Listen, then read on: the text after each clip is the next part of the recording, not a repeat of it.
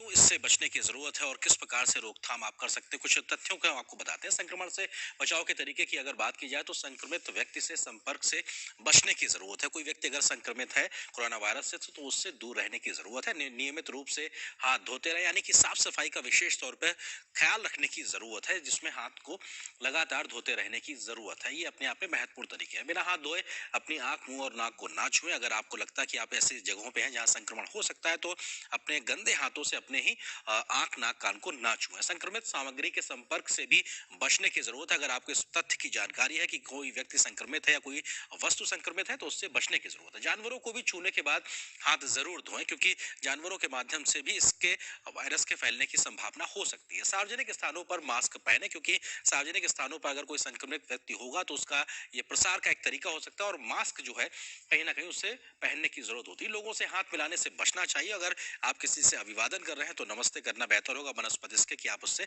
हाथ मिलाएं। कुछ और तथ्यों से हम आपको रूबरू कराते हैं। कोरोना वायरस रोकथाम के लिए सरकार ने अभी तक क्या कुछ प्रयास किए। हम भारत सरकार की बात करें, उसमें चीन यात्रा करने वाले भारतीयों को सरकार ने वहां ना जाने की सलाह दी है। ये सलाह आज दी गई, इससे पहले अन्य प्रकार की सलाह थी, लेकिन अब ये कहा गया है कि अगर आप चीन ना जाए तो ज्यादा बेहतर होगा। केंद्र सरकार लगातार कर रही है उच्च स्तरीय बैठकें, और ये बैठकें टॉप लेवल पे चल रही हैं और लगातार डेली हो रही हैं और जरूरत के आधार पर हो रही है। प्रधानमंत्री कार्यालय रख रहा है स्थिति पर खुद निगरानी, और ये अपने आप में बताता है कि किस टॉप लेवल पर इस समस्या से लड़ने के लिए हर स्तर पर काम किया जा रहा है, जो कि एहतियाती कदम है। देश के 21 एयरपोर्ट पर चीन से आए यात्रियों की हो रही है थर्मल स्क्रीनिंग।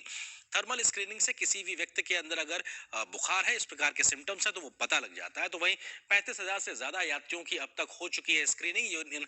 हम एयरपोर्ट्स की बात कर रहे हैं, वहां पे 35,000 से ज्यादा लोगों की स्क्रीनिंग हो चुकी है, और सभी बड़े बंदरगाहों पर भी स्क्रीनिंग शुरू हो गई है। न सिर्फ एयरपोर्ट बल्कि बंदरगाहों पर भी स्क्रीनिंग हो रही है। देश में जारी किया गया है हेल्पलाइन नंबर, जो आप देख सकते हैं, ये 0112397804 है।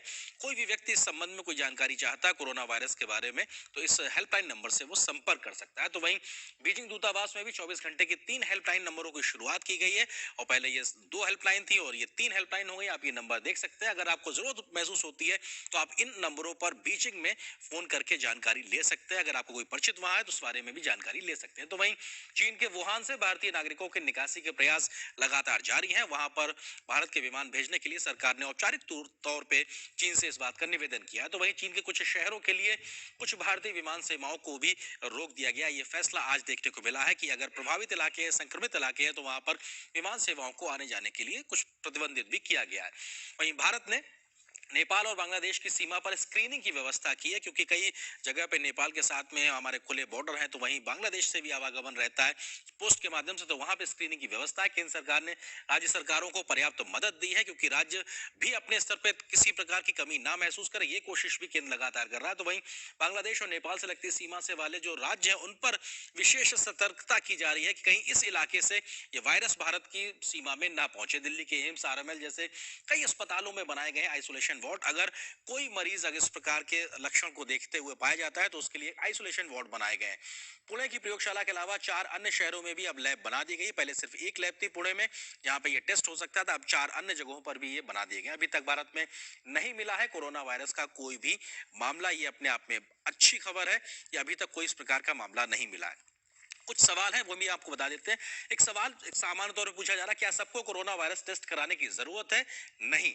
अगर कोरोना के लक्षण आपको दिखते हैं जो कि सामान्य इन्फ्लुएंजा जैसे लक्षण होते हैं तो आप डॉक्टर के पास जाइए, और अगर डॉक्टर आपको इस बात की सलाह देता है कि आपको कोरोना का टेस्ट कराना चाहिए तभी आप कराएं। और अपनी ट्रेवल हिस्ट्री, अगर आप चाइना गए हैं या किसी भी विदेश दौरे पे गए तो वो डॉक्टर साथ में साझा जरूर करें, उसके बाद ही टेस्ट कराएं। दूसरा सवाल, खुद को बचाने के क्या उपाय हो सकते हैं? तो वो उपाय इस लिहाज से है कि अभी तक कोई भी दवा और वैक्सीन नहीं बनी है। सिर्फ संक्रमित लोगों, संक्रमित जगहों से दूर रहकर खुद को बचा सकते हैं, क्योंकि अभी इसका सटीक इलाज नहीं है, लेकिन खुद को संक्रमण से दूर रखकर एक बचाव के आधार पर अपने आप को बचा सकते हैं। संक्रमित व्यक्ति से संपर्क में आने के बाद क्या करें? संक्रमित व्यक्ति से अंतिम मुलाकात के 28 दिन तक अपनी सेहत की निगरानी करें। अगर कोई लक्षण नहीं दिखे तो डॉक्टर की सलाह लें, क्योंकि अगर 28 दिन तक वो वायरस आपके पास अगर आता है तो वो अपना असर दिखाएगा, लेकिन अगर वो वायरस नहीं आता है इसका मतलब ये है कि उसका असर खत्म हो गया और 28 दिन तक उसके बाद में उसके प्रभाव की कोई संभावना नहीं रह जाती, कम से कम ये। तो हमने कई तथ्यों से आपको रूबरू कराया, लेकिन इसके अलावा भी हम अपने विशेषज्ञ मेहमान से इस बारे में समझने की कोशिश करेंगे कि भारत में जो प्रयास हो रहे हैं वो कितने काफी हैं और किस प्रकार से लोगों को भी सजग रहने की जरूरत है। इस विषय पे करेंगे बात, लेकिन उससे पहले एक छोटे से